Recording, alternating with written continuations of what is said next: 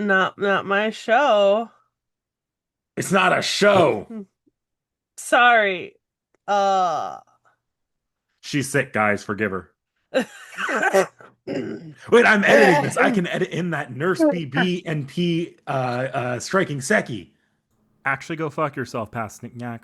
No. I mean, technically, I experienced this in a semi-visual format with the movement on screen. That is a very generous way of describing a fucking visual novel, especially in FGO Part 1.51.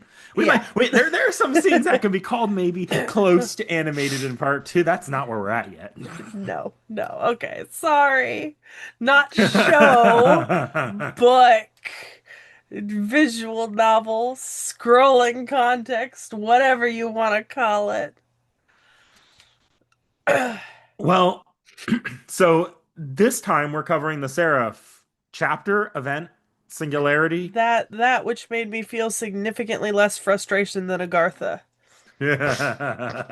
So I guess the way we've been starting this has always been gameplay. Now we haven't had any major gotcha events happen since the last time, so we can skip over the Seki. How you feeling about the FGO gotcha?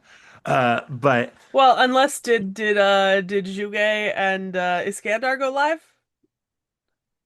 not yet. That's going to be, I Okay. think, banner two or the. Let me quadruple check that for you. It should be coming up, I just don't know when. We are in the pre-release campaign for the event that's for. So like it could be any day now, but it also could be the post-release banner, like the Yeah, because extra banner right they tack on the end. because right now Hephaestion's on rate up and I almost dropped a 10 pull on her. Oh, definitely don't drop a 10 on Hephaestion. Trust me, Hephaestions are relatively easy to get 4-star, and 4 stars you But will I get haven't pretty low over gotten time. Hephaestion yet. You'll get her, and then I have 5 of her, and I didn't roll for her, and she came out not that long ago. Okay. No, right now it's Um, Rhinus, who's also good for your account. Honestly, if you did get Rhinus, I wouldn't be mad. But if you, yeah, I I'm know not you prefer rolling on Zuge. yeah, I'm not rolling on Rens. Yeah, no. Um, If you're Even going for a though 5-star, go for Zuge. Don't go for Fastian. I did get a I think I got the 250 day bonus, so I have almost 100 courts again now. Um, so perhaps I could drop like two or three 10 pulls on El Malloy and hope. I think Zuge is going to be on banner with Theseus. Is he? I thought he and Iskander are supposed to be on rate up at the same time, but are they not going to be on the same banner? No, they're both 5 stars, so they don't do them Oh, together. so it'll be like okay, because It'll be what like probably the first half either Iskander or Zuge, the second half the other one. no, it'll be like when I thought I saw that Sigurd and Qin Wang were going to be on the same banner, but they were just on rate up at the same time on two different banners. Yes. They really need to stop advertising it like that because when I look at the Japanese banner, it just looks like the two of them are going to be together. Well, it's easier than making two banners when they're just trying to advertise these two servants are coming up. And they used to put things on the same banner, but you know what happened when with you in the summer event when you tried to get Summer Balbon, Yeah. where you got the other one. Now imagine doing that with five Yeah. stars, where you're trying to aim for, let's say, Ozymandias, but you happen to get Cleopatra for the second time. Uh, yeah, I can see how that would be. Annoying. I can see how that would be undesirable. Makes sense. Makes sense. But So, yeah, so no major gotcha upsets. So but then hmm, in the actual gameplay side of things, though, for the gameplay for this event, yeah. this is this is our first time we're covering what's called a main interlude, which is an event that later became released as a permanent chapter that you could go and play. Um, and as a result, because this was originally just a full event, like the same as the summer you played, more or less, there are some elements of this that were lost in translation a little bit. Like you probably noticed things like the shot progression, and the uh, some of the fights might have felt a little bit meatier in HP than it probably would normally feel, just because normally this event has or would have had a damage bonus going for it. Actually, I was gonna say that I actually, so obviously compared to like the last two chapters I was playing, I was actually gonna say it's pretty obvious to me that this was an event because it was significantly easier overall than than yeah, like Agartha. Um, like I didn't really like I don't remember getting stuck on anything specifically, like more so than just slight thinking required to get around. There wasn't anything where it was like, ah, you have to like actively do this like trick, except for the final fight, and then with the shop, you just bought all of the debuffs, and then it was a pretty fucking easy fight, to be honest, once you bought all the debuffs. Um, so I actually didn't. I thought it was fairly easy to tell that this was originally an event and not a chapter, because I would have expected it to be harder if it was a chapter in this progression. So that's actually probably not the result of it being an event first, because actually I would say between the three chapters we've done so far, at launch, this was probably harder than most of Agartha or Shinjuku. What changed is I think there's a lot more in this event that was hard countered by later things that were released. Well, and also I didn't do any of the challenge quests. Remember, like the 90 plus and the 90 plus plus and Oh, shit? that wasn't even in the original launch of the event. Okay. That was added in the event's rerun. I'll actually talk about that a bit because we're not doing an off the shelf on that, but I'll tell you what it was and like what bullshit you were skipping out on. Cause But I, cause I also felt like at the beginning of every fight, I got that little like lotto run that would give me either mhm. like a buff or a debuff. I felt like that was also just irrelevant. Like I don't really feel like those debuffs and buffs really added anything to like like I saw them, but I feel like they weren't strong enough to actually like, or maybe I just didn't understand how they were taking effect. Hold on a second. For those watching the video, you can experience the exchange of very, very illegal contraband going on right now. It's quite disturbing.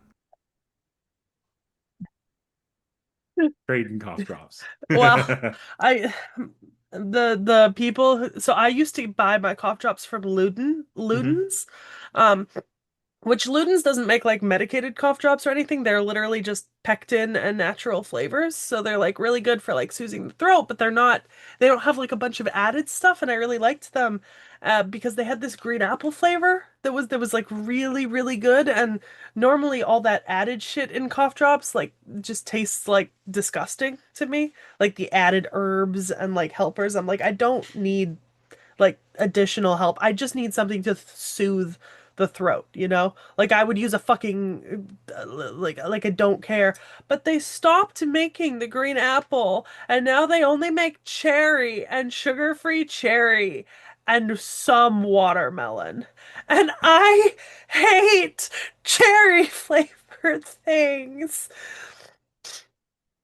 Like most of the market is like cherry or like honey lemon mint with like Swiss alpine herbs. I need you to know that I'm just going to mute the section where your mother's talking, and I'm just gonna keep in the I'm gonna keep in the cough drop swap and that entire rant you just went on. I need you Yeah. to know that's staying in the video. Look, I feel very strongly about cough drops. You know what else I feel strongly about? Hmm. The quantities that they sell King Dayquil in. They never put enough daytime Dayquil. I do you know how much NyQuil I have so many NyQuil pills and I always run out of Dayquil because they're like, "Oh, you need like 2 day pills to 1 night pill." No, you need like 3 sets of day pills to 1 night pill. And they never sell enough. Dayquil was not they don't portion Dayquil for the plague, unfortunately. They don't.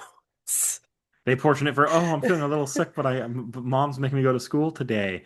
That's what they portion it for. So you feel better in the morning and you feel like shit in the afternoon. Exactly. It's bullshit.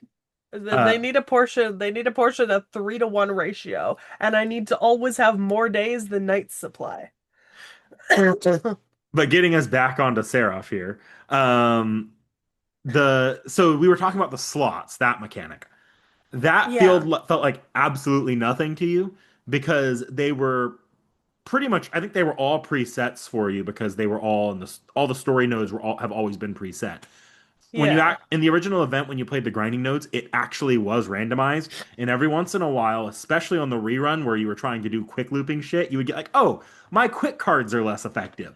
Fuck. Oh, and because I'm not doing any form of like loop farming yet, it didn't really matter to me since I'm still playing everything and just kind of slug it out at the moment. Yes. And then also I've somehow ended up with man, my backline always has my back. The girls always got me. Mash and two rulers. Like I don't That it's actually that actually also probably helped why this felt way easier because I'm gonna be honest here. I'm gonna be honest here.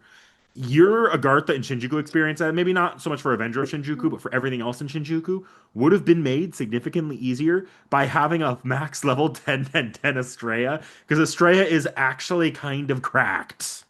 Yeah, and the only reason I have Melusine and Estrella and Mash in my backline is because I keep Mash for just purposes, and then I want to bond Estrella and Melusine up, and obviously my Estrella is 10 10 10, and I'm working on my Melusine, right? Like she's not like at 0 0 0.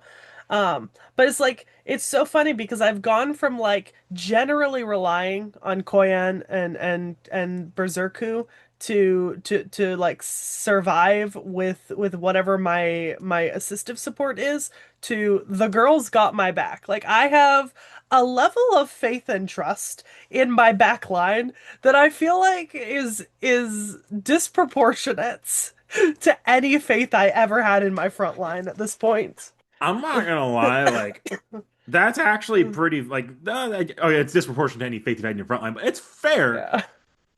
because both your DPS servants in the backline, both Melusine and Estrella, were released way after this event. Yeah. That's why they probably felt significantly better at handling things like Kiara's final fight or the alter egos because Yeah. they're power creeped and like that Kiara final fight, you know how that's repeatable? The hardest Yeah. version has become a meme fight, a fight that gets redone over and over again by content creators using whatever new servant has been released just to demonstrate the power creep. That's what I saw people in the comments saying. I also saw that there were a couple of nodes that probably would have been good if I had had my Qin Huang in an art setup. Like if I'd put him into my Jufu team. Hmm. That I probably could have like practiced with him, but I didn't know in advance, so I didn't. And not yeah, so I didn't do it. T.H.E. Um Huang's also one of those servants you kind of need to max out. So if you're focusing on Melusine right now, you probably and they take the same gems, you probably won't have T.H.E. Huang maxed out for a bit, and you do kind of want him maxed out for what he does best. Yeah, I'm gonna be honest, the problem I have with gems is entirely at the blue gem level. Once I get past blue, I have enough to max all of both of their skills. It's just getting past that first blue level. So there's a pretty good chance I just spend some gems in the shop to like accumulate the blue that I need because it's not very many. And Hmm. it's just in specific classes and then just power through both of them. Normally, I'd be like, no, you should just grind out a little bit of the event, but the next event coming up is locked you out because you aren't through Lost Belt 1 yet. Yeah, because if I wasn't sick, we would have streamed it. What's the Yeah. upcoming event, Nick Nack? Because this is going up after that anyways. It's gosh, it's the Ptolemy event. I don't know the name off Yeah, the top of my head. because Nick Nack was like, "Hey, do you think you can have Ptolemy ready in like a week?" And I was like, "Oh yeah, bet any day." Because Like my thought I could have was Ptolemy ready in a day. Ptolemy the first Soter is got you. My thought at the time was, oh, Seki can actually play this event. It's a case files, it's a mini case files collab. It's relatively easy to play through the story of because it's all the Grail fronts. You don't actually have to do any of the grinding nodes unless you want to. And then I And got soft locked. then I looked into it and I was like, oh wait, she has to be through Lost Belt 1. God damn it. Yeah. And I'm sick. Yeah. The sick also didn't help. Although technically we could have streamed it, like virtually, in theory. Yes. In theory, we could have virtually streamed it, but it's at this point, it really wasn't worth it at that point. Yeah. But yeah, I mean gameplay wise for me, I didn't I actually found SE.RA.P.H to be pretty straightforward, really simple. I don't know if you noticed I don't know if you were in stream when I was buying the shop mats for the last fight, were you? I was. That was Yeah, fucking yeah, yeah. Yeah. hilarious. So for anyone who maybe didn't see like the last of the stream, what happened was I didn't realize what would happen, and I bought everything in the shop, including the reset key, and then had to go back through and rebuy every single damage and buff bonus, and not buy that thing afterwards because I didn't realize I'd returned and nullified all of my purchases. Um, I was on my way to Disneyland in a car when that happened. I was like, oh my gosh, Seki, no. I realized quickly, like we didn't even make it out of the shop before I figured it out, but it was yeah. But I mean, outside of that, it just yeah, like knowing that there was a shop and that because the shop was like obviously not an event shop anymore, technically, it's just anything in the shop, buy it. And then it was all pretty straightforward and simple. Navigating my way through the chapter was not a problem at all. And I didn't really find myself struggling with fights a whole ton. Whether that's and that's just a combination of my team being like power crept and then also just the lack of like me caring about the debuffs and buffs I was getting. I'll say this because I actually played this chapter as well not that long ago, and it's just that's just how it worked out. I happened to hit that point in my extra retrospective streams where I was playing it right before Seki played it. So, but when I played it, I tried my best to limit myself to only servants from the extra series and like pretty much the same servants that would have had a damage bonus in this event originally. And my God, the alter ego fights really fucked me over. The Meltros and Passionate fights specifically. I could not beat those with what I had access to. Oh, which I just, grabbed something that would work and went after it. Eventually, I had to throw my hands up in the air and say, fuck, I can't actually do this. Didn't Not I without spending 3 hours and just use Hephaestion to min turn it. didn't for like two of the alter ego fights, didn't I just grab a fucking Draco? Probably. No, no, Yeah, you couldn't. You wouldn't have because no. Draco sucks in those fights. Yeah, I grabbed something. I borrowed something because I didn't use pretenders actually, primarily for those alter You ego. probably used a Berserker, to be honest. Yeah, I probably did. Yeah. I know for a couple of fights I just grabbed a fucking Draco and just And regardless of that, Estrella in your backline would have been pretty well equipped to handle them. yeah. Yeah. So. Yeah. Yeah, so it's not that it's not difficult. It's just one of the more power creep chapters because at the time, remember, there was those two alter egos and Kiara were the only alter egos in the game when that first released, Yeah, and you didn't get your BB till the end of the chapter. and there was no pretender class at that time. Which I have a BB now, which means I officially have a moon cancer. Yes, and you And did I, the, so you also did the bonus stuff afterwards, or you yes. played it at least. So I have the mats to fully ascend her. I don't think I have the mats to NP up her. I think I skipped those and I just got the ascension materials. Yes, so the Yeah. other I don't think you skipped those actually. Oh, did I They were not? in the Rare Prism shop, and I'm pretty sure you just Oh, bought them. You bought them okay. because you said only Moon Cancer you get, so may as well invest into them. Yeah, you're right. I did. So I can have her NP5'd and ascended all the way up as soon as I have Blaze of Wisdoms and other stuff. Because I have hit the point where I'm very quickly running out of many things and I really need another lotto event if someone would drop one. But Blaze of Wisdoms you'll catch up on. Part of why you're running out of them right now is because Seraph's not officially a main chapter. You didn't get like the free Yeah. EXPs every node like you would say in the main chapters. You're doing Chimosa right now, so you probably will get more of them as you play through that. Yeah. Um, but yeah, so on the other end of the gameplay side, the stuff you didn't do, On stream. you haven't done them yet either. It's Yeah. the high difficulty 90 plus quests. Which I probably will not be doing anytime soon. Oh, I'm not gonna discount maybe eventually going back and doing them, but I don't have I think a team that can handle that at the moment without significant struggle. uh, Um so I'll describe the story here just because it's a little bit just because it explains what's going on. It's not a long story, and I'm putting about as much time explaining it as the actual game's going to put into it. Basically, you go into it, and Hans hmm, Christian Andersen appears to you and is like, "Oh, you wandered into this pit. Well, come help me deal with this thing at the bottom of the pit." And then you fight through a series of like 5 to 7. It's kind of like the prison tower in terms of difficulty, where it's just some pretty beefy servants and like combinations. That's actually not that hard. You probably could have done this with your account. It's when you get to the final fight where your account was just completely unequipped to handle it. Because at the bottom, you find a King Protea, and basically you're told, "Hey, if she grows too big, she's going to destroy the world. Stop her." Mm-hmm. And the gimmick of that fight is every round her max HP increases and she basically heals. So you have to either survive until she starts debuffing herself from growing too much, or you have to be able to every few rounds deal like 3 million HP or something ridiculous like that in one round before she heals back up again because you're not going to get it back after that round. Oh, what the fuck? Yeah, yeah, I could barely do it when it dropped in the event the first time, and I was struggling running it on my NA when I most recently played it, and I was using Hephaestion on. Yeah, nah, fam. This is not happening. It's not happening. Yeah, It's just not. that's not happening anytime soon on that account. Nope. Nope. Nope. You It's do not fine. have a good burst damage setup. Yep, it's fine. I didn't need it anyways. What you get out of that's just a grail, so it's not like you're missing out on too much, and it's not a lot Yeah. of story either. Yeah. It's not. Have you checked your messenger?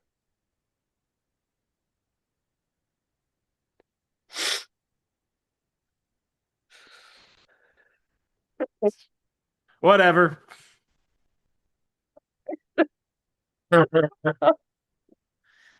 Club is all having sick days today, apparently. Yeah. Sorry. Just I flipped over my phone so I could open up some notes I had on SE.RA.P.H. and it was just right there. So now that that's out of the way, we can probably get into the story here, unless you have any last notes you want to make on any gameplay experiences you've had since then with Seraph, not counting like your one stream of Shimosa. Yeah. Um, I will say I appreciate the other thing I appreciated, and I don't know if this is, this was reflected in the event, but I did appreciate how simple it was to figure out where I needed to go next because of the combination of like keys and like the fact that only things that like I hadn't done were open and it didn't always open like 15 different things. Like I feel like the last event that I played for a servant oh, it was recently. What was it? I played it for a servant. The summer event? Yeah. Yeah, the Luluhawa.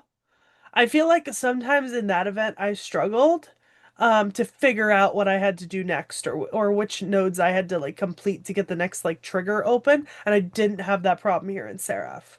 It's because Seraph was heavily streamlined. Seraph was pretty much Lulu Hollow. Actually, I think Seraph was worse than Lulu Hollow because the enemies you had to kill were more. There was a gimmick where you had to have like a specific CE on to increase the appearance rate of a certain type of enemy to kill it to complete some of your mission goals. It was actually kind of a nightmare. I've replayed that event every time it's come, both times it came around. Luluhawa or Seraph? Sorry, which Seraph, one are we talking about? Seraph, the original Okay. version of the event. So Okay. So it was this time, definitely the story streamlining that made it much simpler to get through. yeah, Oh, Jesus. that's just because this release is effectively trying to release it as a main chapter, so it's trying to make it a lot simpler. I will say, just on that topic, you probably noticed with the Shinjuku and Agartha, but free quests are no longer opening while you're playing the story. They all open at once afterwards.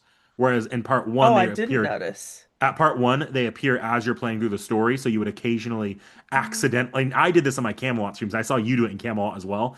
You just Oh, did accidentally I? click into a free quest instead of the next story node, Oh, especially yeah, in no, this. I didn't even realize that it wasn't doing that anymore in the other two chapters. Okay, because yeah, all right. Yeah, that's new with 1.5. Okay, all right. Makes sense. Because I do remember I have done that a few times where I've clicked into like free quests on accident in part one, and then been like, oh, I don't need to play that. But yeah. So yeah, but if that'll be all, I think we can get into the story here. Yeah. So, you said Seraph, and I did not think oil rig. I think I was not expecting oil rig. Um, Just Caldea owns an oil rig offshore. They had to get the money from somewhere. I mean, I guess that's fair. Like I can't like I don't know. I wasn't expecting I don't know. I wasn't expecting this like, ray shifting, dimensionally traveling like m techno magical organization to be like, "Oh yeah, we have an oil rig." There was something that actually dropped a hint at Seraph recently for you. I don't remember if it was one of the Epic or Remnant chapters. Like it might have been Shinjuku that dropped that, or it might have been Chaldea Scrapbook might have had an offhand mention of it. But there was a mention previously in something you experienced that Chaldea had an offshore oil rig called Seraphix. Do you remember what the reference was? I don't remember it specifically. I just remember that it was made because I was watching your stream like, oh Okay. my God, they actually call forward to that quickly. Oh, okay. All It right. could Just have been wondering. Scrapbook though, because that's also something FGO related from recently that it could have been. Yeah. Okay. That makes sense. And be But honest, the minute I heard Seraphics as the name, my first thought was, oh, it's a Winx Club evolution. Enchantix, Believix, Sirenix. Because they just take a word and then add Ix at the end and then give them I want to say fancy new outfit, but honestly, some of the outfits have been really underwhelming. So sparkly new outfit. Oh my God. going into this, were you aware that it was a Fate Extra crossover very much, or is it kind of something that you maybe heard but didn't really process? Well, I knew that it was gonna have to do with BB. So I figured it was gonna be an extra. Cause, Okay. cause I know the whole like extra CCC thing is like the moon cancer and BB and stuff. So I figured it had something to do with it. I wasn't sure if it was gonna be like a sequel to or like a companion piece to like the extra CCC stories or like like how it was in relation going into it. But I knew it was gonna be there. And then obviously seeing like what Meltrillis and Passion Lip and stuff. It's it is so it ends up actually being a sequel companion piece to CCC, but Mm. it's written honestly, this is one of the more interesting writing choices I think they did with this, where it's written so that the narrative arcs kind of have two layers to them. If you're following it from the perspective of BB and the Sakura 5, and I'm going to plug it now, I'm doing an analysis on a lot of that stuff after Off the Shelf, so stick around once Seki and I are done talking. But they have that stuff that's really interesting for people that have played CCC, but the entire event is written from the perspective of your main character in FGO. So anything that needs to be explained is explained, Hmm. and the characterization of the characters is both it holds up a little bit more on its own than just trying to piggyback off of their CCC arcs because they're basically fresh new people here. And I think the other thing is I've of all of your FGO streams, right? Hmm. I've spent the most time like dropping in on and lurking in on your CCC and Hmm. extra streams. They're two different games, right? Or are they the Yes, same game? CCC Yeah, is yeah. a mid-cold extra. Yeah. So I've spent a fair amount of time dropping in and just like chilling in your CCC and extra streams. Hmm. Um, partially because like the thing with those streams is I don't really have to worry about like servants getting spoiled for me particularly because the Sakura 5 aren't really anything that could be spoiled for me. And I really like a lot of members of the Sakura 5 now, right? Like even BB, like I like BB Dubai. So I'm like I don't feel like I like BB Dubai more than regular BB, but I still like BB at this point. And then I love Meltrillis. Hmm. Um on Passion Lip mostly because her character design, man. Her character design. It's It's those big claws, right? yeah, it's the big claws. Um but yeah, but like in general, I've watched you play a lot of those games, and so it's kind of the context I have here is possibly like the best out of all of the non-FGO Fate games. So I think that was helpful. Fair enough. Fair enough. So you didn't go in fully. blind as to what like who these people were, so No, no, no, it made it no. easier to fill in a lot of the gaps. Yeah, like I understood the references to like the moon cell and stuff like that. And so when they were talking about how Kiara had like kind of absorbed and salvaged, BB and Melt and Passion Lip, which explains then why we don't see a whole lot of King Protea and the little green Kazura Drop, I remembered her name. Now I do think that means I'm missing the fifth of the Sakura five because BB's not the fifth. Um, Violet. Violet. Yeah, Violet has not had a lot going on. She's not even in FGO. She's only in Foxtail, which we haven't really done a Yeah. lot. We haven't done anything with Foxtail on this channel yet. But I think it's impressive I remembered King Protea and Kajura Drop on my own. No, that's Uh, fair. I'm glad you remember those are the ones that you probably need to remember at this point. yeah. So, I like the characters, and so like the whole like, yes, and then Kiara salvaged these three and kind of spun them off of herself. And I was like, okay, like I see what's happening. I know these characters. I've experienced them in more than just a reacts format, even if it wasn't a first person, like dealing with them. I've seen you deal with them a lot. 'Cause to be honest, your extra and CCZ streams, like the game didn't seem that like uninteresting. Like if anything, I'm like fairly convinced that if you wanted me to play one of those games, I'd be pretty willing to do it at this point. What deters me with those games is actually not so much the story, because I think the stories are fun and extra story simple enough to where even if you tune out, I'm not that worried about it. The original extra, it's the gameplay that keeps me from pushing those games on you Which because to me doesn't seem so bad sitting across the virtual stream from someone who knows how to play them. yeah, Yeah. you would probably crash out playing those games because they're all memory and pattern recognition or memory, like you have to Yeah. basically memorize what the enemy tends to do and look for patterns and how it's kind of it was annoying for me. I have a feeling it'd be annoying for you. Yeah. But, all that is to say that obviously I had a relatively firm grounding in a lot of what went into the base of this story. And as a result, I didn't feel particularly unprepared, at all.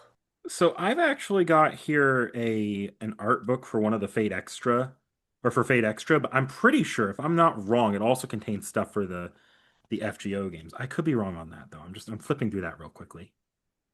I've Not that it got I've got half of Aurora's fucking center forehead curl not behaving. what's All it doing? right. No, it's just the chunk of my bangs are not because I haven't been taking care of, like keeping my hair like somewhat organized.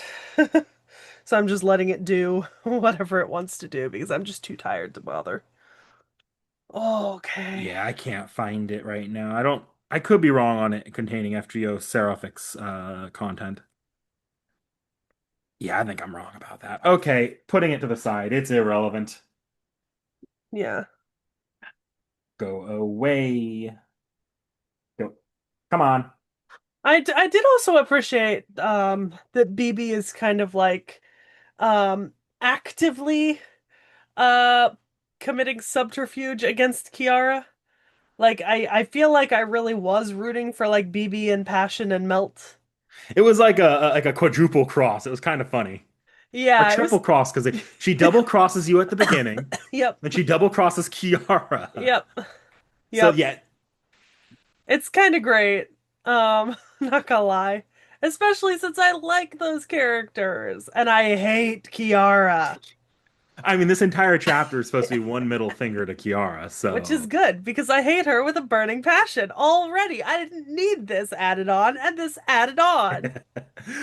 um, I guess if we're going through the Sakura five here, so what do you think of BB after this after this story here? What are you feeling on BB? You know that Spider-Man meme of like the three Spider-Mans? That's Yeah. that's what I feel like BB right now. Because I just feel like BB's really just here to be BB, you know? Like BB's just out here living her best BB life, doing her best BB stuff with her She best BB self. she's just a complete element of chaos in this story. Yeah. And I can really appreciate that. It like because I think to me at the moment, and I mean obviously correct me if I'm wrong, but BB doesn't really feel malicious or antagonistic at any point. She seems more like mischievous, right? Like she feels like a traditional like trickster figure like Puck or Hmm. something in like old literature and media. Like someone who's like just there for like good times and vibes, and she will orchestrate good times and vibes if no one else will. But if someone else will do it, she will interfere with it, um, just to make it her own special flavor of chaos. You know, like she's a chaos gremlin, and I kind of love that. And I feel like it's really really evident in this chapter that she is just a little chaos gremlin as opposed to like for in extra at CCC she kind of seems like a performative megalomaniac where it's like it feels like she's almost playing the role of being like a villain as opposed to actually being of you know like when a little kid is like ha ha ha I will defeat you you hero. It feels like that in extra and CCC, and obviously that's just based on what I saw on stream. But in this chapter, it feels like she really comes into her own as like just flitting from place to place, doing whatever she thinks will be the most amusing for her, but never outright malicious. You pretty much hit the nail on the head there with her characterization. Like without having only experienced extra CCC on your hand, like second hand, and only catching bits and pieces in that game, you've got that. CC's or CC's BB's portrayal in extra CCC is a little bit different than in FGO because in extra CCC her villain act is it's pretty much a protective barrier to create some cognitive dissonance from what she needs to be doing at the time. uh Yeah, I can appreciate that. I think they communicated that very well. You know, to my perception, obviously, since I haven't even played the game and it came through pretty clearly. Is that then accurate as well towards Seraph, that she's just kind of a little trickster chaos gremlin? like obviously she is working towards a goal in Seraph. It's not Yeah, full like I just want to sow chaos, but yeah, you are right. The FGO is writing her more to be she's doing a lot more of this chaos just for herself for the fun of it more than yeah, she needs to be. Though here it's still kind of an act here because she's still trying to keep like no, I'm Vivi as usual, Kiara. yeah, But yeah, yeah, it's evident she's having a lot of fun with it here. yeah. That's what it felt like, and I appreciated that. Uh, I want to hold off on Melt for a second. Passionlip, the other, you mentioned that you're not as crazy on Passionlip for the design, and I Yeah. don't think Passionlip takes nearly the same center stage that Melt and PB do in this story. But do you have any extra thoughts on Passionlip, maybe? Not particularly. I don't know. Passion Lip's kind of a struggle for me because I feel like her story is sort of um I don't know, very tied to like the way that she behaves in like this weird sort of like shy and yet um strangely possessive, overcompensating. I don't know. She kind of like doesn't make a particularly good impression on me, but she doesn't make a bad impression on me. So I kind of she's not my favorite element of the story. That's fair. I personally feel like Passionlip's not the same. Like BB and Melt are closer to being main characters in this story. Passionlip very much is more of a side character for Melt as far as the role she's supposed to play here at all. Hmm. She's a pretty static character too here. Like pretty all of her Yeah. character development happened, and she doesn't change across the story much. Yeah, she's just kind of Jesus fucking Christ there. She is what she is. Yeah. Yeah. And to be fair, I don't particularly like what I've seen of her character in your streams from Extra and CCC. But I think that's just because I don't know. I obviously there's like some level of like bias I'm holding towards the fact that I don't really like her character design. I think it's um oh, this is gonna sound so high and mighty, but I actually think her character design is quite gauche. It's just she's overly sexualized in CCC and Extra. And I get that it's because like those games are more because like AUO cast off and stuff. Like Yeah. I Those games get are very it, sexualized to begin with. but like also like she crosses that line for me of where it's too much for me to actually be able to like enjoy seeing her on screen. Like I don't like seeing her on screen because I think she doesn't look very good. I don't like her character design. I don't think it's very flattering for her, etc. Um, which obviously puts me in a pretty distinct bias towards how I feel about her because I'm not excited to see her on screen. Like I'm not excited in particular to learn more about her because I have to see her when that's happening and I don't like the way that she looks. And that's obviously like a personal problem. I'm sure a lot of people like the way that she looks, and that's nothing against them. It's just I don't like that I mean, on a personal level. I don't think you're far off here. I think this is where you watching some of my CCC streams may have fucked things up a little because I don't think you watched the finale with her in the CCC route specifically. No, I don't think so. Yeah. So your impressions of her from character-wise prior to this was she's very possessive, she's kind of psychotic, and then she Yeah. has the very overly sexualized design. Yeah. Um, And it's an overly sexualized design that I don't understand, right? Because the thing is, I think I don't actually remember a whole like she's the character I remember the least about the design of from our Sakura 5 video. So I don't actually I know the claws are supposed to be like a reference to something, but I can't remember what they're supposed to be a reference to, and so on. Pretty sure the Um, claws are supposed to be a reference to something with Brynhilder, but I could be wrong there. yeah, I can't remember at this point. But It's been too long. the fact that that her design is like going, oh, that's a little bit much. That's 100% intentional. Her entire Yeah. character thing is supposed to be that because of her tits, because of her giant tits, she draws a lot of mocking and ire from the people around her. And Yeah. that like that's that like her dynamic with Robin Hood is literally Robin Hood being like, Jesus Christ, you look weird and you're awful. Yeah. Yeah. And I mean, like, obviously, if that's the intention, I mean, well done Yeah. because it is like excessive in design and it is slightly off-putting in my opinion. And then Um, I feel like the combination of her not really being the focus character in this story and you missing out on the second like the finale of her character arc in CCC while yeah. seeing the early parts, I can see how that would sour you. Because for all the stalker weird psycho shit she does, Hmm. her finale is her actually like realizing, wait, I need to change my tendencies and not be psychotic and be more conscious of the fact that people are going to mock me and that if I'm not careful, I'm going to hurt people by lashing back. Yeah, because I mean, not to jump the gun slightly about another character we're about to talk about, but like comparing her to Meltrillis for a second, like Meltrillis has this whole thing going on between the two Meltrillises, right? Like the one that's helping us and the one that's Hmm. not, and like this sort of, like dichotomy where we're getting like a lot of character interaction with her, and then I already really like Meltrillis as a character. So it's like c- having the two of them in the same story and then like with BB as like the three of them as the main characters outside of Kiara who I already hate, it obviously puts Passion Lip at the bottom of my totem pole of characters to care about. And she's obviously at the bottom of the totem pole for the characters that they want you to cover. She's mostly here to just be a tool for Yeah. for Melt's development. Yeah. I will say this. I'm going to be more curious to see Hmm. your thoughts in the long-term future because I this is for a chapter I haven't read yet.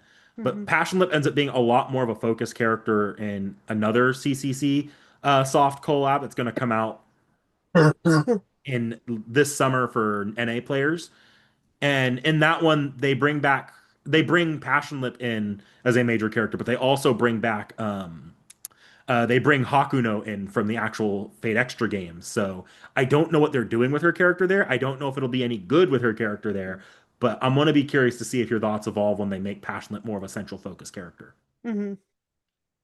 So, but now we can definitely get into Melt here because Melt's the one I think I'm the most curious about your thoughts on. Look, I love Melt. I really like Meltrillis. Um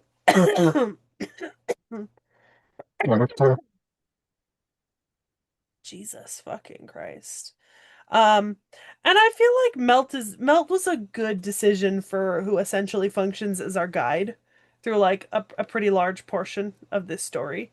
Like telling us about like the digitization and the time limit and the fact that we're not actually on Seraphics, we're on like a created representation of Seraphics that's like a labyrinth, you know? Hmm.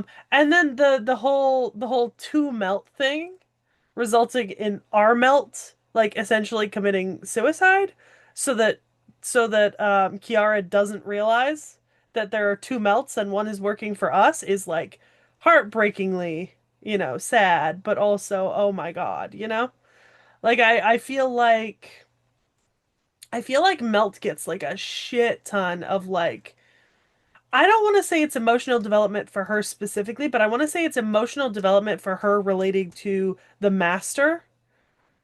So it's like emotional development for relationships is what she gets a shit ton of, you know?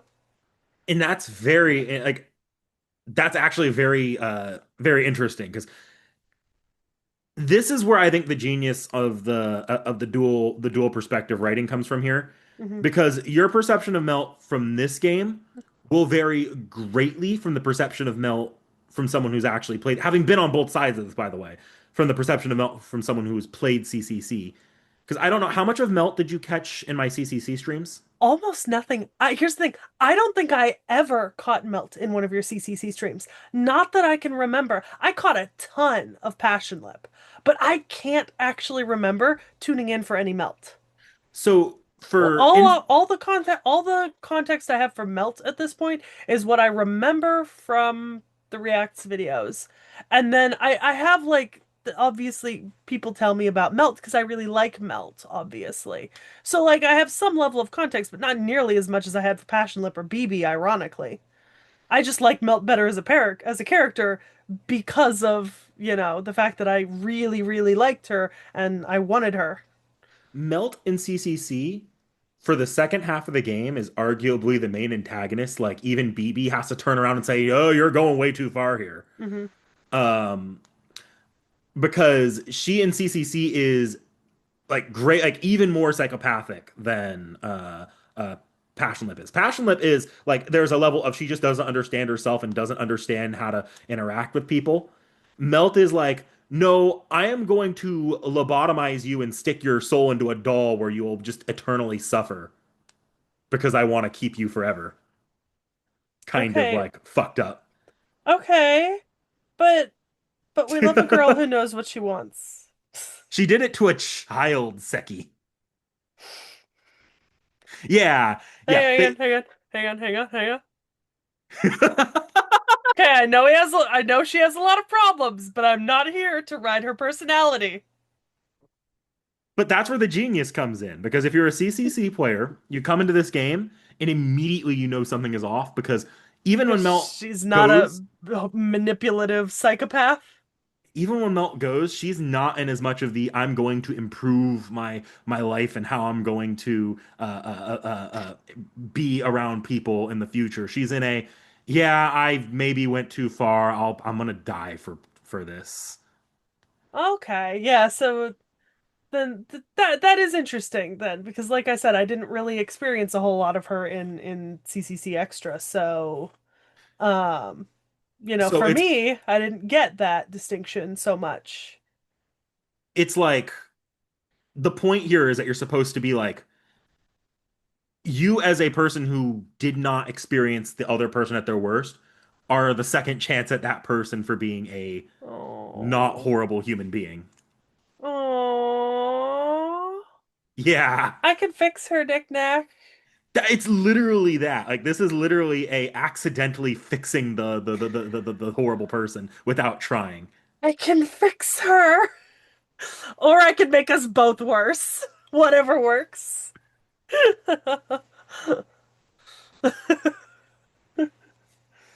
So Oh, it is very much a situation where Melt is the main character of this story. yeah, she's basically getting her redemption arc. Okay.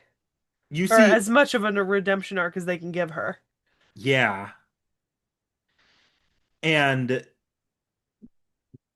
she's also arguably she does more to drive this story forward than the main character does because you don't even see half of what happened here. Hmm. You only get it described to you when they put in that plot twist about the freaking time travel. Yeah. Because that's kind of the crux of this entire story is that Melt time traveled to basically fuck over Kiara. Yeah. Which I can appreciate that. I too would whip time travel out of my goddamn ass in order to fuck over Kiara extra hard. There's obviously it's time travel, so it doesn't necessarily always make sense, and the entire like, Time th travel doesn't need to make yeah. sense unless you're actually trying to write time travel as a legit mechanic that can be repeated on multiple times without overall affecting the flow of a story. Time travel doesn't need to be well written. But they do a good job just kind of obscuring that by not telling you a lot of what happened before. Exactly. So I think it works well here. I thought it was decent. I think some of the brutality of the story I think works really well for me. Like the fact that we come into this story, right, and part of the information that we learn is that like Kiara has killed 128 people. Like straight up killed, not put in a coma. She has murdered 128 masters and is just letting the servants go at each other like rabid dogs for all So that she cares. you actually have something a little bit wrong there, and it's actually kind of funny that this came up. It's a little bit quiet. They don't put a lot of attention to this. Yeah. Kiara's not the one that put those masters and used them as human batteries. That was Chaldea. That was Marisberry. Yeah. Kiara literally just took what was already there and just used it. Yeah, but still. So that because that's why Emiya Alter's thing in this story is he's here because this is fucked up and unnatural, Uh, and he needs to nuke everybody involved with the atrocity. okay, that makes sense. Yeah, I had been wondering why Kiara had been able to kill 128 people. No, Kiara's entire thing, she killed the staff of Seraphix who were keeping that quiet and Yeah. secret that they were Okay. secretly doing like human experimentation and battery shit in the like underground. Man, that really doesn't make me feel all that positive about Anumosphere, Marsberry. It shouldn't. This is That like one that of the early really indications the man was kind of fucked up and maybe had something even worse going on than we think. yeah, that really puts a kink in the. Okay, Remember, but she was complicit with it in the end because she did not care. oh no, this is not a good point on Kiara. Yeah, We'll yeah, get to Kiara in a second because there's a lot of Kiara. It's very funny here or fun here. yeah. But Yeah. Ugh. remember this. Galahad initially refused to help Chaldea before the events after like actually joined the way Da Vinci did because he was horrified by the stuff Oh. Chaldea was doing between MASH and the other things that he could tell. Yeah, yeah, that makes sense now. That makes Chaldea sense is now. not a good organization. There's a lot of fucked up shit under the surface of Chaldea. You know, I feel like Romani really did a lot for Chaldea in Yes. terms of like forward-facing image.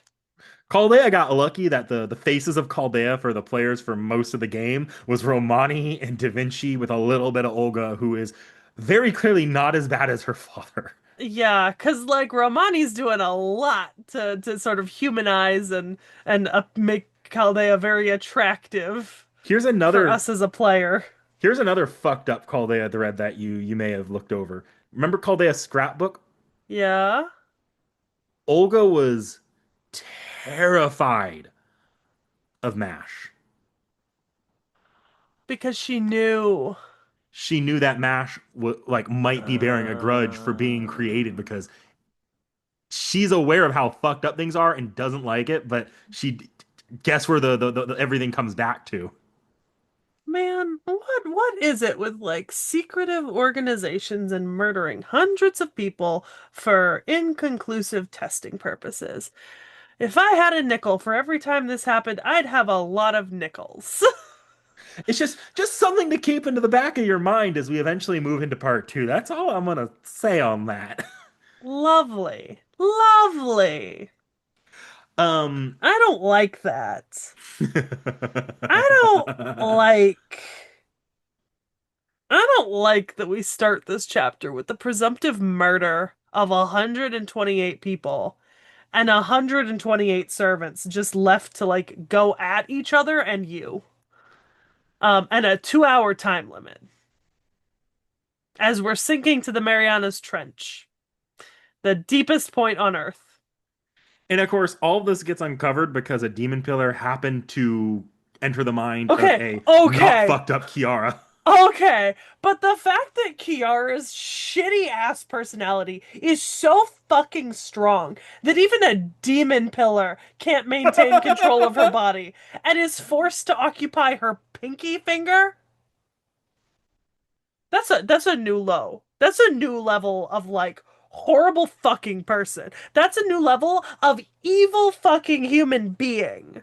I love that we have a not insignificant part of this story that's building up to like some Lovecraftian horror thing, like Kiara losing herself, and you find out no, it's the demon pillar. That's the The Kiara is a poor little bit of demon pillar. Kiara is a bit of a victim, like the original Kiara, the one from this timeline.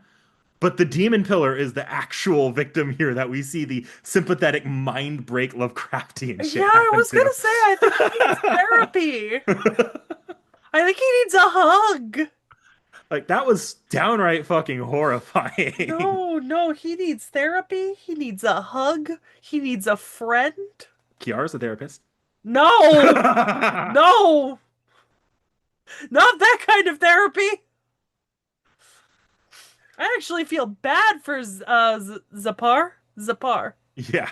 I feel bad for him by the end of this story. I'm like, my guy, you picked the wrong person, the wrong body, the wrong mind. Okay, but how much is this the consequences of his own action? Kiara was not a worthless host originally, and she was not going to so evil she corrupted a demon pill originally. That happened because the man got greedy and merged her personality with the one from the CCC timeline. Look, the man made mistakes, but he didn't deserve this. It's his fault Kiara is here, Seki. Yeah, and no, no, no. Okay, like I said, he made mistakes. It's his fault Kiara is here, but he did not cause Kiara in the other timeline to be that fucking horrifying. Like, man made a mistake, right? He made an understandable mistake. He did what he thought was gonna benefit him. And then he got the equivalent of like I can't even make the comparison in my head because it's not safe for YouTube. Like just in general, I feel bad for him. Like it's all fun and games until the megalomaniac that you think is going to help you starts to actually oppress you in your own mind. Like damn. Like Kiara goes from, ooh, you're kind of weird to Jesus Christ, you're a Lovecraftian entity. Yeah. And like not a Lovecraftian entity in the sense that like these things are old and unknowable and just like because of that they have no care for like humanity and your survival. No, Lovecraftian in the sense that this thing is actively out to commit horrific actions and is doing it with cognizance, with knowledge of the situation, with knowledge of the fragility of humans and the world. But has purposely chosen to make herself significantly less human and less knowable and understandable. Yeah, it's wild. It is very fucking wild. On the other hand, what a way to make a villain. Yeah. Fantastic. 10 out of 10. They did a good job making her a very, very, very satisfying villain Just a to, wonderful villain. to fuck up. A good villain makes you feel hatred. I feel hatred. I'm gonna put out a hot take here. To this point where we've played an FGO, I feel like Kiara's been our best villain overall. As much as I hate the character, like we hate the character, she is probably the most like I it's think I think Kiara's been our best villain for the purposes of someone who's truly evil and malicious, right? And has Hmm. no care for anything. But the best written character who's been in a villainous position so far is not Kiara. Who would you say then? I'm curious. I think if we take into account like the writing of the story and antagonists, right? I think that I'm actually torn between um Solomon and Moriarty in terms of like well-written Okay. antagonists who aren't necessarily like truly maliciously evil in sort of an irredeemable way, right? You're not And I'm talking taking with I'm Solomon, you're not taking talking Romani Solomon, you're talking about Gedya Solomon, right? I'm talking about the combination of both in the writing, having Romani Solomon and Goetia Solomon, right? Because if you think about the story overall, right? Romani and Solomon are like wonderful sort of protagonist, antagonist, like the evil working behind the scenes and like the knowledge working behind the scenes to kind of come together. And then obviously I thought Shinjuku was incredibly well written, and there Hmm. Moriarty's like a fantastically written antagonist, but he's not truly malicious or evil, you know? Whereas Kiara is feels both malicious and evil and is compellingly written in that role, right? But the story isn't long or detailed enough or flawless enough for her to be the best antagonist, just the best evil villain we've seen so far. Fair enough. I'm going to I might push back a little on Solomon because I feel like the Romani Solomon part, like Romani and Getty are two completely different entities at the end of the day. And Yeah. Romani doesn't ever occupy a villainous role, whereas Getty, I just don't feel like is a well written like full evil villain like they really try to make him for part one. Hmm. So I push back there, but I can 100% see what you're talking about with Moriarty. The dual Moriarty is a lot more in line with it's still a villainous role, but because you have the good Moriarty and the evil Moriarty, it does a good job like making Moriarty a much more I don't want to say sympathetic, but much more um a much more like relatable and like more down to earth villain. Yeah. Because a villain is not always an antagonist, and an antagonist is not always a villain. They're Hmm. they're they can be the same thing, but they don't have to be the same thing. You can have someone who is a villain contextually, but isn't the antagonist of a story, and vice versa. That's fair. That's fair. Now, Kiara is just evil. Yeah. And she's very well written for being just evil. We're talking the difference between Darth Vader and the Joker here. Yeah, yeah, literally. I'm talking like absolute universe Joker too. Like absorbs the blood of babies, Joker. I have to imagine then that final scene where Melt like really, really like pisses all over Kiara's plan. That had to feel satisfying. Oh yeah. Oh yeah.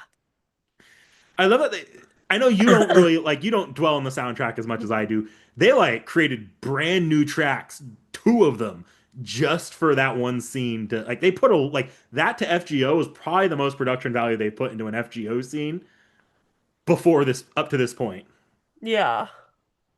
That's fair. I don't think I noticed the music. But I have been noticing more music. I'm enjoying a lot of the part 1.5 tracks so far. Part 1.5 is the start of FGO trying to give its individual chapters a lot more of an identity. Like you'll notice all of the chapters have unique battle themes now. That was not the case for part 1. Yeah. Um, and a lot more of the chapters are given new just tracks in general. Like I don't think Agartha had it much new. Actually, it might have. I might just be overlooking some, but Shinjuku definitely had a lot of new tracks. And I'm sure you've Agartha seen with had Shimosa, they've added a lot of Japanese tracks, but we'll do that when we do Shimosa. Yeah, I was gonna say Agartha definitely had some new stuff because I for the off the shelves for Shinjuku and Agartha, I used Shinjuku and Agartha tracks Hmm. specifically since I have access to them rather than just using like the generic Witch on the Holy Night that I use for all of our off the shelves. Because I do just use a track from Witch on the Holy Night for all of our off the shelves at I'll this point. remember. I'll remember that because I'll be editing. I probably would have done Seraph or CCC tracks anyways for the intro and outro on my side, but. Yeah, I think for Shinjuku and Agartha, I used the intro track for each of them from the 1.5 album, or the 2 album. It's in the 2 album. Yeah, yeah. This Yeah. one, there's a few of the CCC tracks in the 2 album, but the majority of the tracks here are taken directly from CCC's game, so not brand new to this game. Yeah.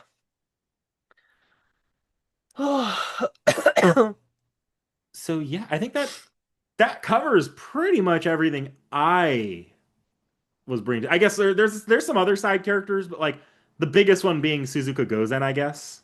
Yeah. But I also tried not to pay a ton of attention to Suzuka Yeah. Gozen because we haven't reacted to her yet. So I tried not to pay a ton of attention to her. I know we saw obviously we saw Emiya Alter and Cat. Oh yeah, I guess Emiya Alter's a fun one because Emiya Alter was just in Shinjuku. Did your Yeah. thoughts at all change on Emiya Alter since Shinjuku? Um No, but also keep in mind that my thoughts on Emiya Alter changed pretty significantly throughout the course of Shinjuku because at the very beginning I kind of wholeheartedly bought into him being on like evil Moriarty's side, and Hmm. then the kind of reveal at the end that he's essentially just functioning as a mercenary cleaning shit up, really changes your opinion of him And here he at the kind of very functions in a end. very, very similar role, just he's on your side performatively for most of the Exactly. chapter. And Yeah. then instead backstabs you instead of Moriarty. Exactly. Yeah, yeah, yeah. So, not not a huge change there. Um, yeah. Yeah, so we're gonna. I don't know what this video is not supposed to come out until till November, I'm pretty sure. Let me check because I shifted around some stuff. Because we still need to get Agartha up soon. Yeah, but Agartha's done. Yeah. Okay. Yeah, this is coming out November, technically. Although I, that's not necessarily a requirement, right? It's not filling any slot Hmm. in the schedule that wasn't already filled. It's in an extra slot. So like if you get this done faster than that, so long as it's after we publish Agartha, just put it up on like a Wednesday or something when we don't have a video normally Let me going get up. that first Fate Stay Night part out, and then I'll probably immediately get to getting this together because this will be really easy to edit. There's a few sections I gotta cut out, but like I can I've already edited the hard part. I just need to tack it on to the end. Yeah. Yeah. All right. Well, I don't know what's next. Seki doesn't know what's next. You don't know what's next. But we will see you guys next. Stick around for an analysis. So yes, I am tacking this on to the end of an off the shelf, because it would be a bit redundant to do a second video for the Seraph chapter so soon, especially one that's also more or less a review. But I wanted to do some analysis on this chapter that would be entirely lost on Seki. As I probably expressed before, this chapter is a bit of a sequel to CCC, continuing and concluding some character arcs that felt cut a little short in that story due to a certain corrupted nun. Particularly the stories of two alter egos of the Sakura Five. So, without further ado, we are going to do some analysis on people I think get new notes in their character arcs by this story, expanding upon the original work.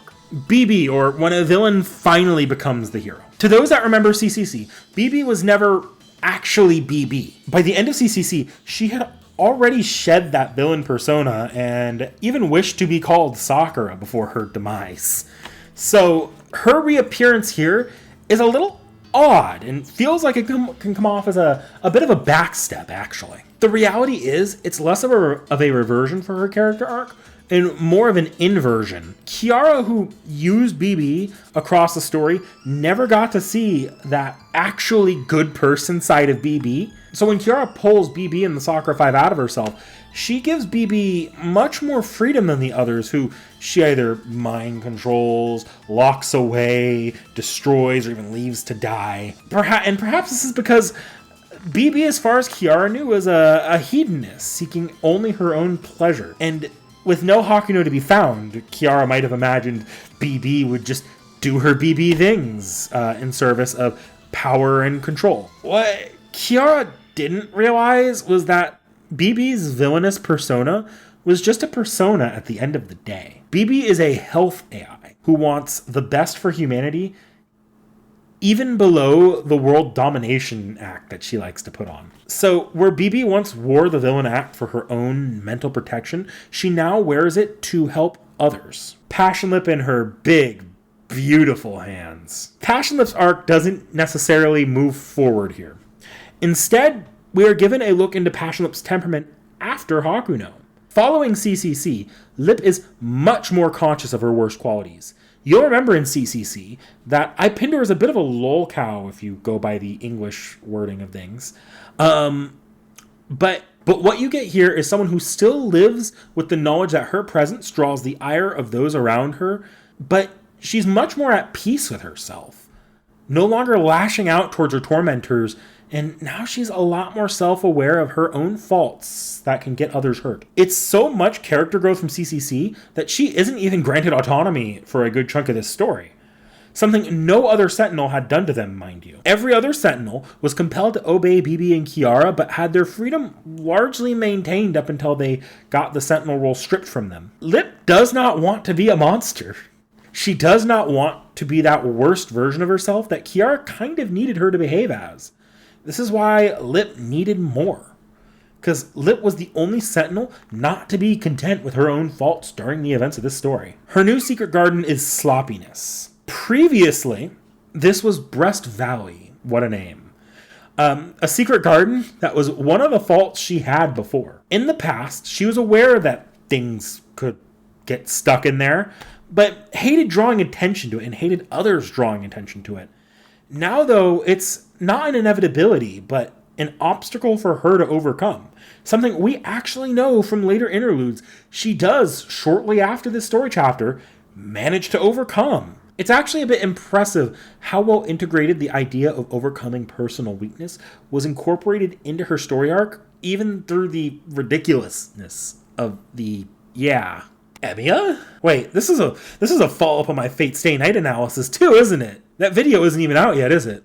So yeah, elephant in the room, this video released long before my Fate review, but the script is actually done for the Fate Stay Night review. So this section may be kind of fun for folks to revisit once that video is out.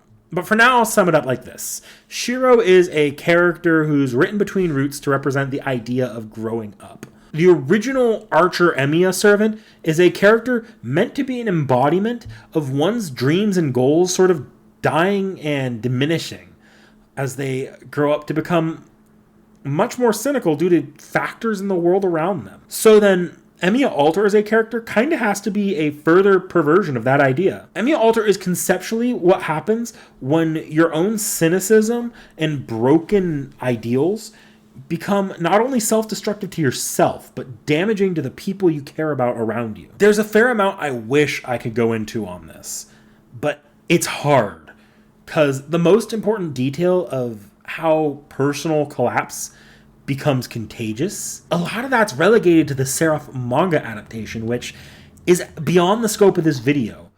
I'll definitely return to this when we get there. But for now, the core idea that Emiya Alter is an evil that was created due to the evils of the world, it's important to this overall, the point of this. So, Kiara, but really the person behind the villain. Kiara is a pretty irredeemable villain within CCC. But even there, she's kind of a product of a toxic environment. You know, raised in a cult and all. So it's fascinating to see the same person with similar core beliefs be brought up in a world where she had not been raised within a cult. Yeah, I think what's interesting about Kiara within the Seraph story chapter is not the end results of a corrupt nun that corrupts everyone around her, including a fucking demon pillar.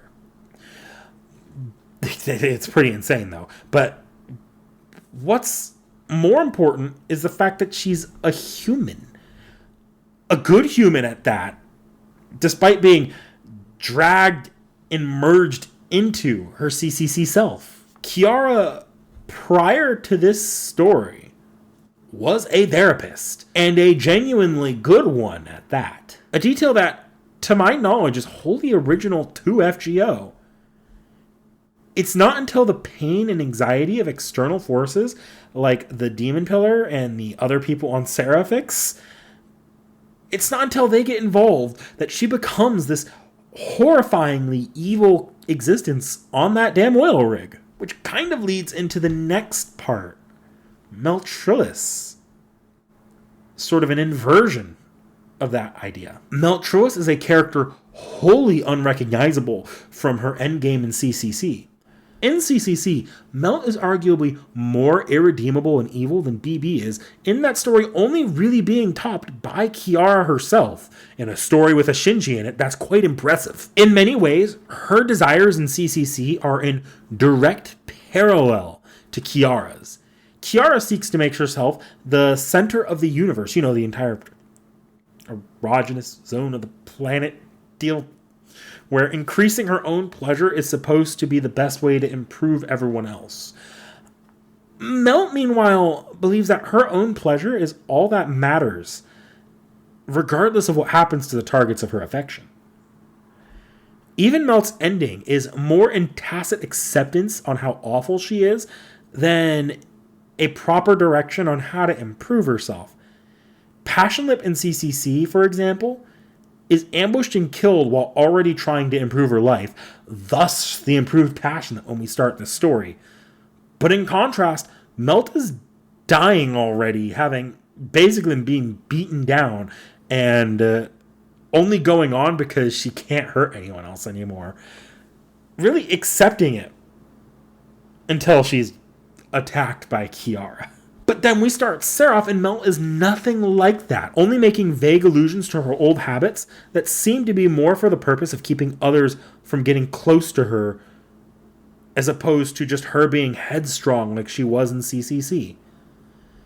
And this is because, for all intents and purposes, we are playing the final chapter, missing an entire middle portion where her original interaction with the protagonist of FGO was.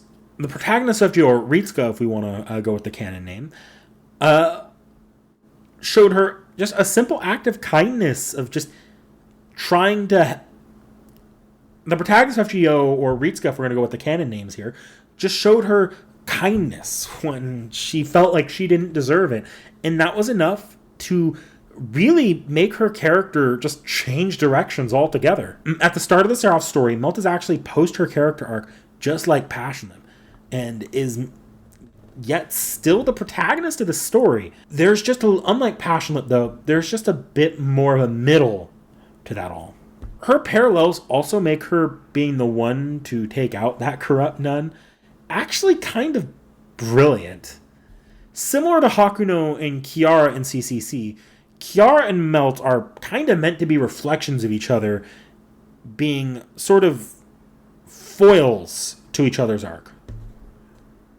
Before I move on to the point of all of this, I do want to go over her Secret Garden, because it is a good portrayal of where Melt as a character is at this point. Melt's new Secret Garden is codependency, replacing Melt Virus. Melt Virus, for those who remember, is her toxic tendencies to make others into herself. Literally making others into copies of herself or absorbing them into herself. Or, to the point of the meaning behind it, dragging others down to her level to make herself feel better. Codependency is a newfound desire to lift others up and understand them, because that's what's making herself feel better now. It's still toxic to herself and is a sign that her character journey is not quite over with this story. But now she wants to understand others and help them, because that's just how she's able to feel literally anything after being so thoroughly taken apart in CCC. It's not perfect, but in a lot of ways, it's her repaying the kindness shown to her by Hakuno and later by Ritsuka in the events of the Seraph story chapter. So, what is the point? Seraph, above all else, is positing how contagious both pain and kindness are. Kiara in this timeline was an actually good person that was sent down a path of evil due to a domino effect of greed and selfishness by those around her. The world's cruelty created Kiara as we know her, something that You can even move over to CCC with the entire cult environment. Kiara is not an evil existence. Humanity's cruelty created Kiara. She is just a corruptible nun who was, in this case, corrupted by generational or contagious trauma. Meanwhile, Melt begins her story in CCC, mind you, as a pretty definitively evil existence. Something Seraph as a story chapter is going to call a lot of attention to, that the alter egos are not trustworthy because they are inherently supposed to be a little bit evil. But due to a single act of kindness, or two if you want to go for both, the sparing of Melt in CCC and the kindness shown to her by Ritsuka, she discovers a purpose beyond herself, ultimately becoming an undoubtedly good person. The point of this all is that evil will create more evil in the world, but kindness will create more kindness to go around. So that's the end of my script. I hope you enjoyed the off-the-shelf and the analysis. A little bit of an unorthodox pairing, I guess. For off-the-shelf, and I'm sure we've expressed this at the end of the off-the-shelf, Seki and I should be going on to Shimosa next. But for the review and analysis, that's kind of the end of gaming for the extra review and analysis series. I'm in a little bit of an awkward spot here, to be honest, guys. Part of me knows I can move on to Foxtail, but Foxtail's not done.